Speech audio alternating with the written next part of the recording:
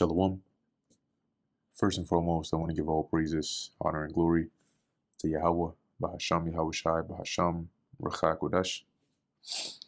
Double honors to the elders and the apostles of Great Millstone, and peace and blessings to the elect. And today we're going to go into the book of Isaiah, the 52nd chapter. As it says, cheer for prostrate Zion.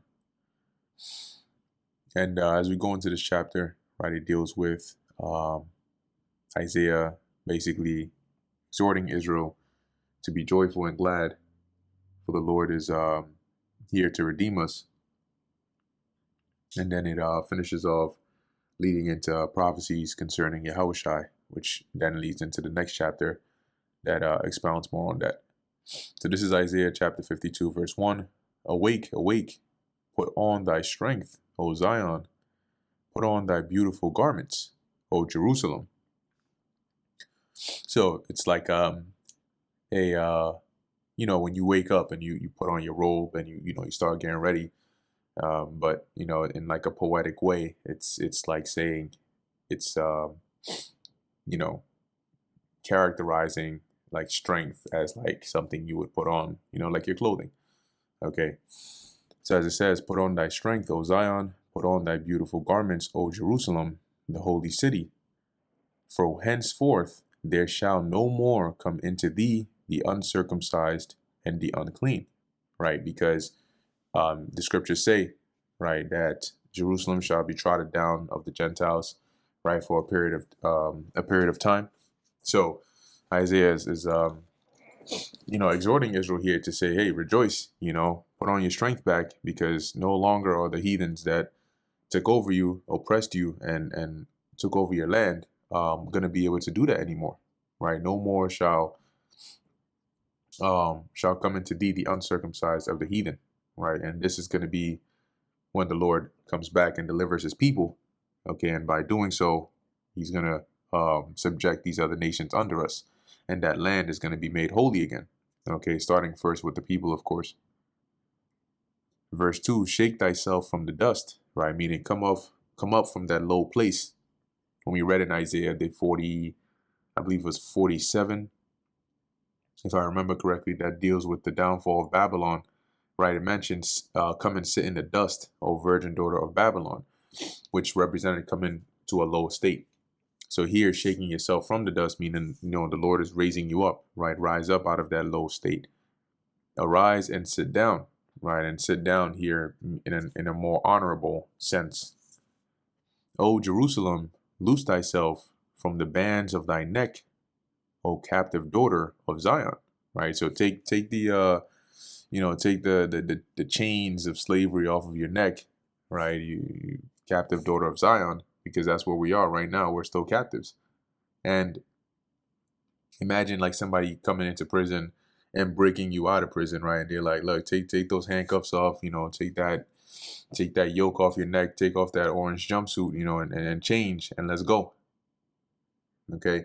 And the way that looks from an actual realistic standpoint, as it mentions, arising from the dust, right, and sitting down, is like the Lord changing us from a state where our people are, women are dressed like whores, men are walking around, bugged out of their minds, pants sagging, smoking cigarettes, just looking messed up. All right, that's us being in a low state. Versus, us actually being, changed, right? Being delivered and having those new bodies, being in a more honorable state, right? Physically, spiritually, mentally, all of the above. So this is speaking on a holistic level, but you can visualize, right, how it will manifest on an individual level. What does that actually look like? What does it look like being in the dust, right? What does it look like loosing the bands from off thy neck, right? Because right now we're still captives, but by way of us being subject, right? Esau has designed a system that is now likened onto the slave master, because the system is set up to where if you don't work, you don't eat, right? So it's kind of like you have no choice but to work, and that's like to having this modern day yoke on your neck.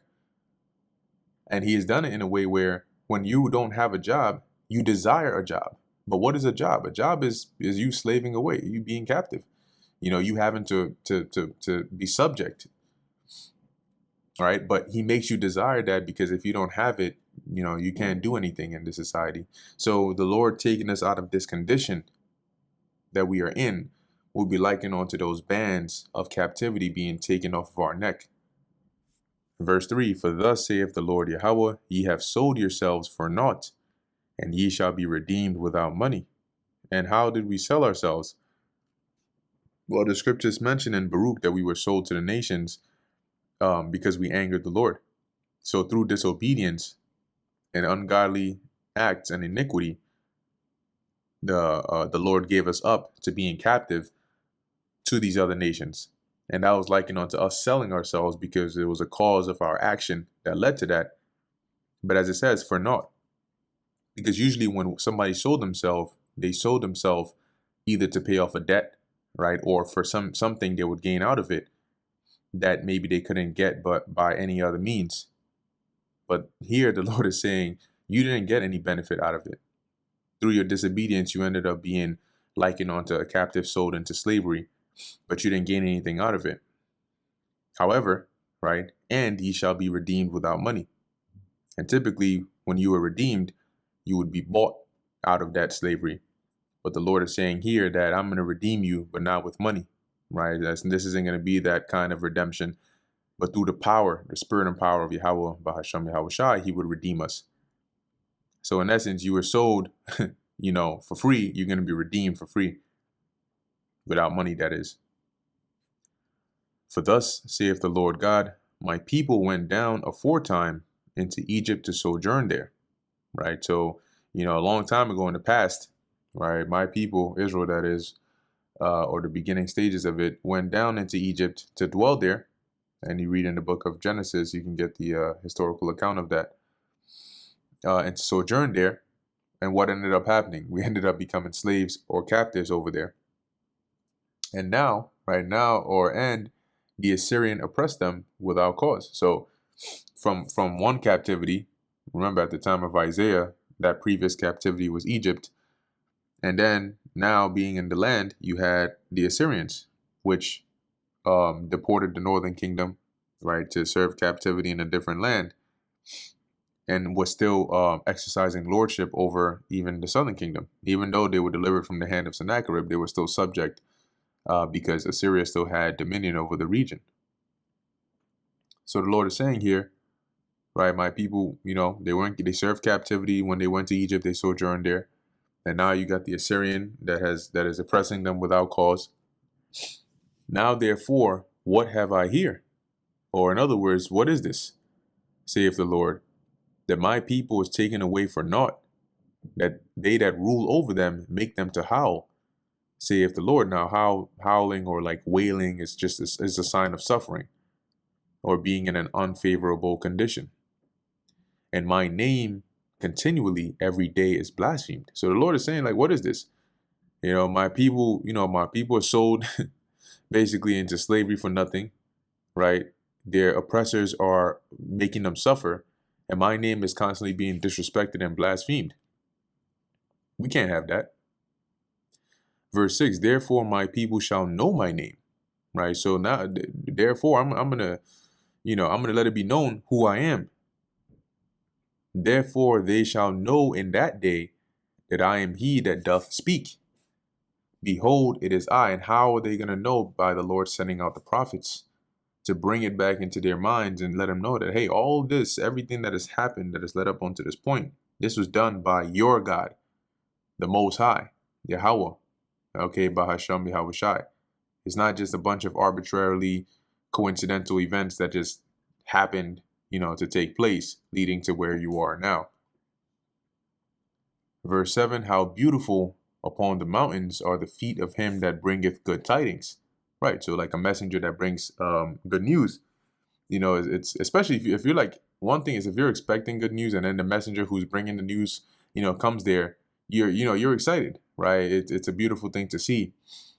And now we are likened onto that messenger that brings good tidings, right? And the good tidings that we are bringing is the gospel. which is good primarily and first and foremost for the nation of Israel, right? Because it's to your benefit, but ultimately it's good for the world in its entirety as well.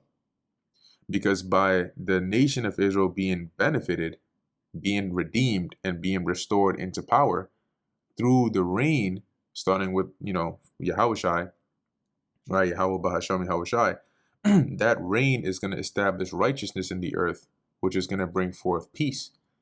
So technically that is going to be good news, even for the rest of the world. That publisheth peace, right? And when you publish something, you make it public, right?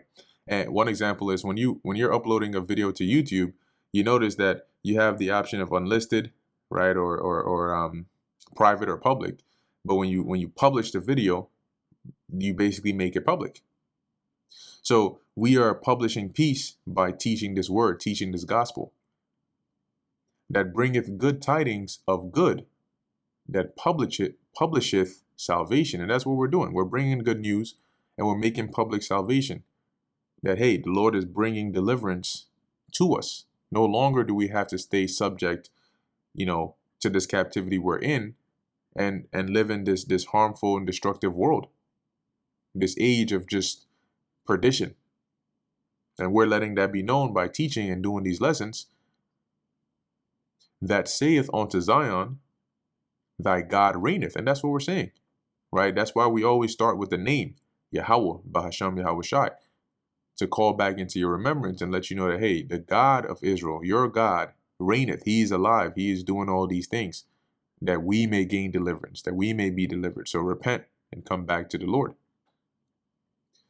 Thy watchmen shall lift up the voice, right? And the watchmen signify the prophets today, right? Because we are watching for the nation, right? Watching the things that are happening, linking them up with prophecy. But as it says, the watchman, thy watchmen shall lift up the voice, and with the voice together shall they sing. And that's what we're doing, right? We're lifting up the voice and we're teaching. Now, it mentions here, right, they shall sing. Now, we're not literally out on the highways and byways singing. However, by teaching this doctrine, it's likened onto us singing a song. The scriptures, I believe it's in Revelation. See if I can pull it up. It might be Revelation 14. But the scriptures liken this doctrine onto a song. Let's see. Yeah, this is Revelation chapter 14, verse 1. And I looked, and lo, a lamb stood on Mount Sion, the lamb representing Yahushai, the Messiah, and with him 144,000, which represent the governing body, the teachers, right, the prophets, having his Father's name written in their foreheads. And I heard a voice from heaven, as the voice of many waters, and as the voice of a great thunder. And I heard the voice of harpers harping with their harps. And they sung, as it were, a new song before the throne, and before the four beasts, and the elders. And no man could learn that song but the 144,000, which were redeemed from the earth. See? So that song that was learned, right, by the 144,000 is this doctrine that we are teaching, which is likened unto us singing it. Another precept on this point is in Ezekiel 33 and verse 32. And lo, thou art unto them as a very lovely song of one that hath a pleasant voice, and can play well on an instrument. For they hear thy words, but they do them not. See? So, going back to Isaiah 52, the watchmen lifting up their voice, and with their voice they shall sing, is the prophets prophesying, right, and teaching this song, which is this doctrine. For they shall see eye to eye when the Lord Yahweh shall bring again Zion, right? So we're going to bear witness when the Lord returns and brings again Zion, which is going to be by bringing an end to our captivity and delivering the elect. Verse 9, break forth into joy, sing together, ye waste places of Jerusalem. For the Lord Yahweh hath comforted his people, he hath redeemed Jerusalem. Right, because right now Jerusalem is is waste compared to its former glory, right? Our land, but after the judgment to come, it is going to be completely waste. But as it says, break forth into joy and sing together, because at this point in time, it's going to be rebuilt again, right? The scriptures mention that strangers, right, shall build up thy walls. And this is going to happen at the point when the Lord comforts his people, which he is starting to do that now by giving us the truth and the spirit of life again, and redeeming Jerusalem, which is going to start with the people of Jerusalem. And how are we going to be redeemed? By the Lord sending his son, Yahushua, the Redeemer, back to come and physically deliver us out of this place while destroying it at the same time. And as I mentioned, that will lead to, right, the refreshing of the earth and the rebuilding, okay, from which that joy, and glory is going to come forth. Verse 10, the Lord Yahweh hath made bare his holy arm in the eyes of all the nations. And who is the holy arm of the Lord? The holy arm of the Lord is a representation of the Messiah, Yahushua. And how is he going to be made bare? This is going to be at the point where the Lord reveals Yahushua by giving him the go-ahead to make his return back to the earth. And the scriptures tell you in Revelation, the book of Revelation, that all eyes shall see him. So everybody's going to witness the Lord, which is referred to or likened as the arm of the Most High. And all the ends of the earth shall see the salvation of our God, because the whole world is going to experience and witness the day of deliverance and destruction that the Lord, or the arm of the Lord, is going to bring. And that salvation is going to look like people getting, beamed up into chariots and getting changed, while the rest, a good majority, are getting, destroyed by the calamities that are taking place on the face of the earth. Now, to some people, it might not look like salvation, but to those that are getting delivered, you best believe it is. Depart ye, go ye out from thence, touch no unclean thing. And the thence meaning go out of, this land, this place of captivity. And this precept lines up with, when I do a cross reference, you'll see it, but it lines up with precepts like Revelation 18:4. Because as it says, touch no unclean thing, go ye out of the midst of her, where? The land of our captivity, which here is going to be, or here is Babylon. Be ye clean that bear the vessels of the Lord. Okay, and us bearing the vessels of the Lord, we're bearing it, we're also likened unto the vessels of the Lord ourselves, from which that rivers of living water flow out of, all right, or which this truth flows out of. Okay, so as it says, be ye clean by as it says in also Micah, arising and departing. So by not attaching ourselves to this world, being separated from this world, which is polluted, right, we can remain clean and not be polluted along with it. So cross-referencing this, let's go to the book of Revelation 18:4. And I heard another voice from heaven saying, come out of her. Who is that her? Babylon, my people, that ye be not partakers of her sins, and that ye receive not of her plagues. See, because we wouldn't be polluted with the pollutions of this place. But that can't be said for everybody. Verse 12, for ye shall not go out with haste, nor go out by flight, for the Lord Yahweh will go before you, and the God of Israel will be your rearward. So it's similar to when you go back in time and how the Lord delivered us out of the land of Egypt. That was in haste, right? We were thrust out of Egypt, as the Lord said, and we had to make haste in departing. But the Lord is saying here that this time around, when he delivers us, we're not going to need to be thrust out and rush and make haste, all right, or flee with urgency, because the Lord is going to go before us. He's going to lead us out of this captivity. And he is going to be our rearward, meaning from behind, he's going to protect you. From in front, he's going to protect you. In other words, you're going to be protected all around.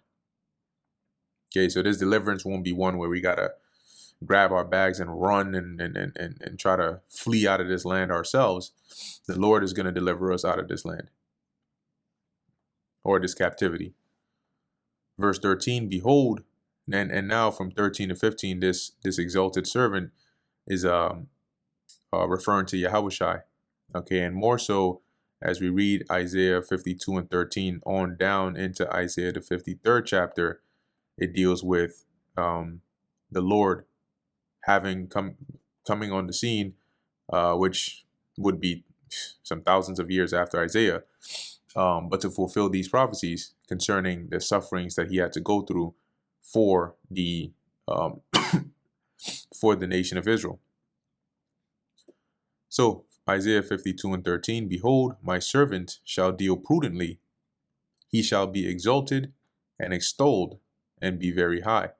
And that's Yahushai, right? Because after coming on the scene, and playing his role and finishing his course, he gained that glory that he had with the Father back in the beginning, right? Of being the the first begotten, right? And having a name above all else, a rank, a position that nobody else can top, right? And all things were put under Yahushai, that he may be put under the Most High.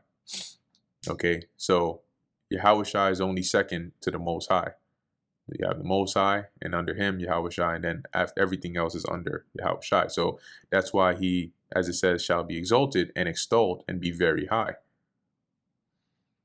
Verse 14, as many were astonished or surprised at thee, his visage was so marred, right? His visage, or his look, was so disfigured, was so messed up, more than any man, and his form more than the sons of men.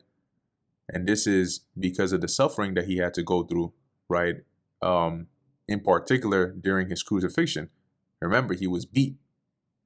Okay. And the wording here can be visualized similar to how people would describe what happened to Emmett Till, right? And how he was beat beyond recognition. When they opened the casket, it would be difficult to even identify him.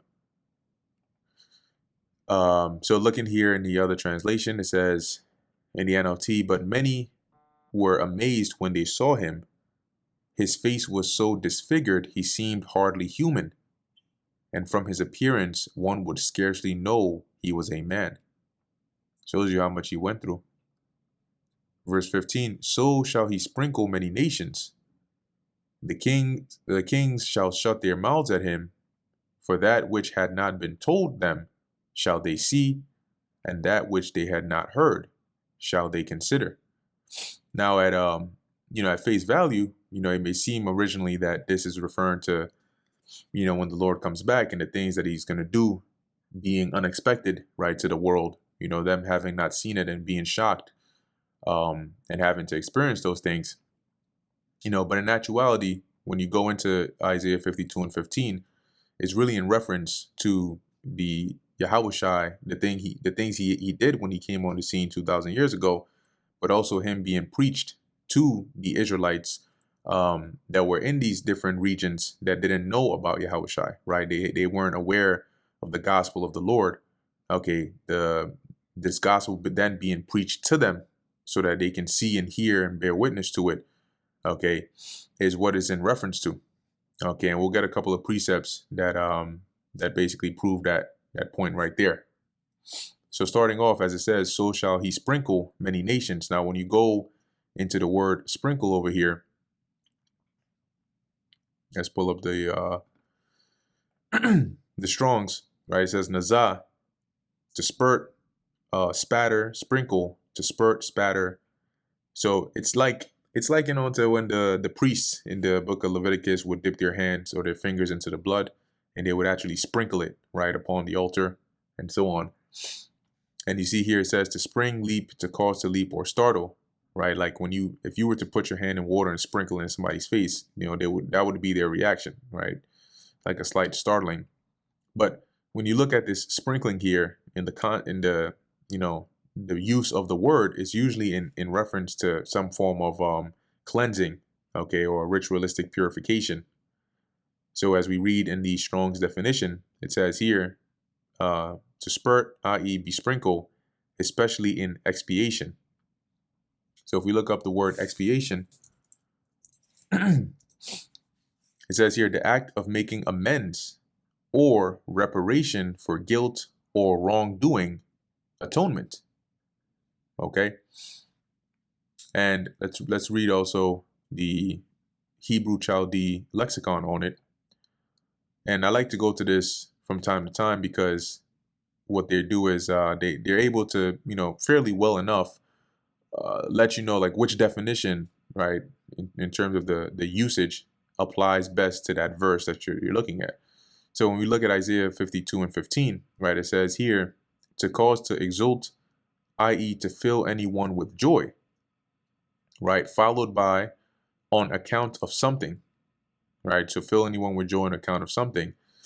So when you look in Isaiah 52 and 15, so shall he fill many people with joy because of himself. And that lets us know that the nations here are not, going to be these heathen nations, because they're not going to be filled with joy, right, by Yahushua. All right, but this would be the Israelites, okay, because the word there is Goyim, which in general refers to the nations, but there are times in the scriptures where this is in reference to Israelites, which we call Israelite foreigners, right, that had either lost their way, right, or didn't know they were Israelites and had to be cleansed and brought back to the fold. Okay, so another precept here is Hebrews 9 and 13. For if the blood of bulls and of goats and the ashes of an heifer, sprinkling the unclean, sanctified or sanctifieth to the purifying of the flesh, how much more shall the blood of Hamashiach, who through the eternal Spirit offered himself without spot to God, purge your conscience from dead works to serve the living God? Okay, so by that sprinkling, right, and through his blood, he cleansed and sanctified, as it says, many nations, which are referring to Israelites that would be scattered in all these nations. Now it says the king shall shut their mouths at him, right? Meaning, or in other words, they would be silent in his presence, right? And that also goes back to what we read up above about him being exalted. Okay, and the precept for that is Zechariah 2 and 13. Be silent, O all flesh, before the Lord Yahweh, for he is raised up out of his holy habitation. Okay, and as it's referring to Yahweh here, but he has given, that glory also to Yahushai, right? And so at the presence of Yahushai, as the scriptures mention, all knees shall bow, right? So when you stop your mouth or shut your mouth, you're showing reverence or respect. For that which had not been told them shall they see, and that which they had not heard shall they consider. And this was actually quoted in Romans 15 by the Apostle Paul. And he quoted it to drive home the point here, right? As he says, yea, so have I strived to preach the gospel, not where Yahushai was named, lest I should build upon another man's foundation.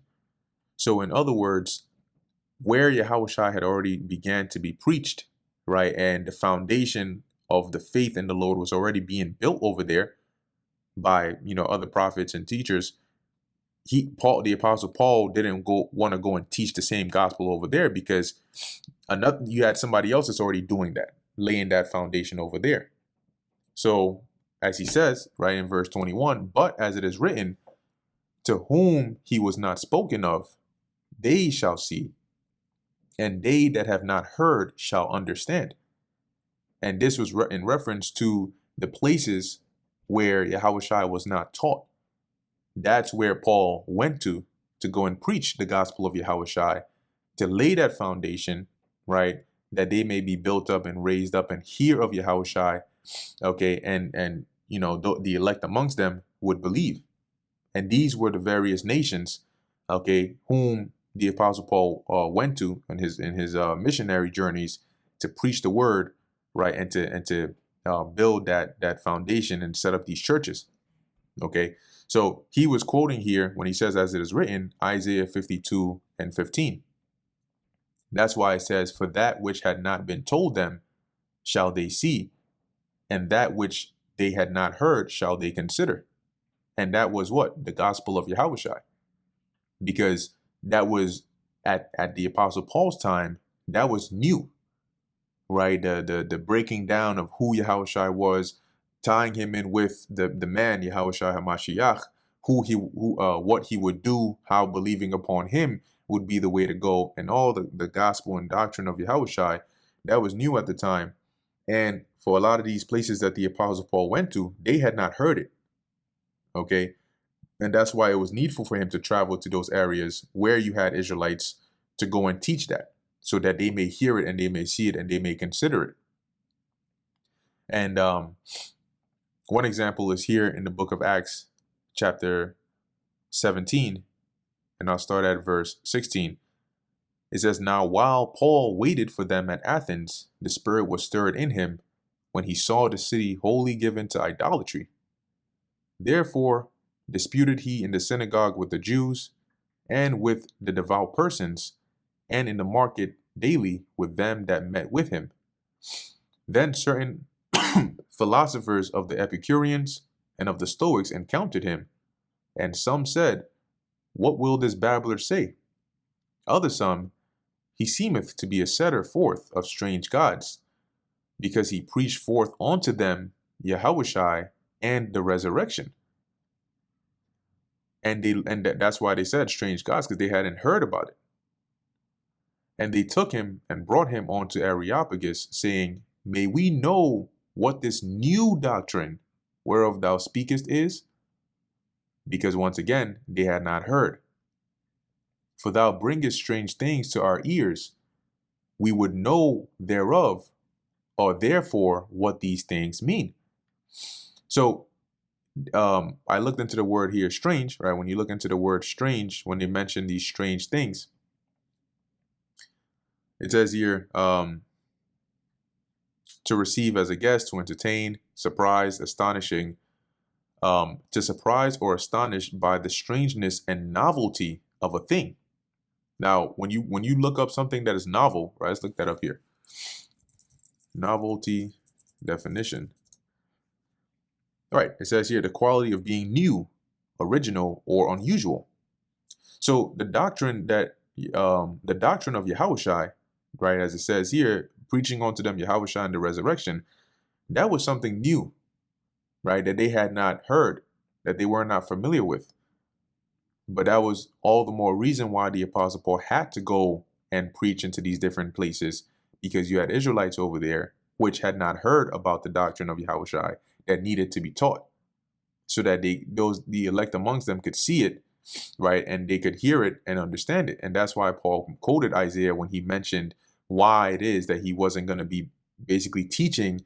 And if you notice, majority of Paul's letters and his teaching, his ministry wasn't in Jerusalem, because in there you already had, the gospel being preached, right? But it was in these other regions, and he mentioned that, and that's why he quoted Isaiah 52, because he understood that by him going to these other places and teaching Yahushua and the doctrine of Yahushua and the resurrection, that would fulfill that prophecy of, to whom he was not spoken of, they shall see, and they that have not heard shall understand. Okay, so coming back to Isaiah 52 and 15, because if you think about it, the scriptures also mention, at least in this time, that the gospel shall be preached throughout all the earth, and then shall the end come. Now, a part of the gospel, right, we have not shunned to declare unto you the whole gospel. So a part of the gospel is the destruction and the judgments to come and the return of Yahushua and the things he's going to do when he comes back. And we have preached that all throughout and let it be known all around. So by the time the end comes, when Yahushua comes back, the reason people are not going to have an excuse is because the doctrine or the word has gone out throughout all the earth. See? So it wouldn't really make sense to say then that they're going to see what had not been told them, because we have told them. We've been telling them for years, and even longer, starting with our elders and apostles on down, right? And the things that they had not heard, well, they have heard it. The scriptures say that our line is going throughout all the earth. But at the time of the Apostle Paul, they hadn't heard this doctrine.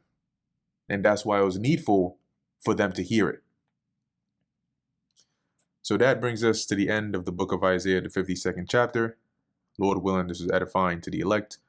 In closing, I want to give all praises, honor, and glory to Yahweh, Bahasham, Yahweh Shai, Bahasham, Recha Kodash. Until next time, Shalom.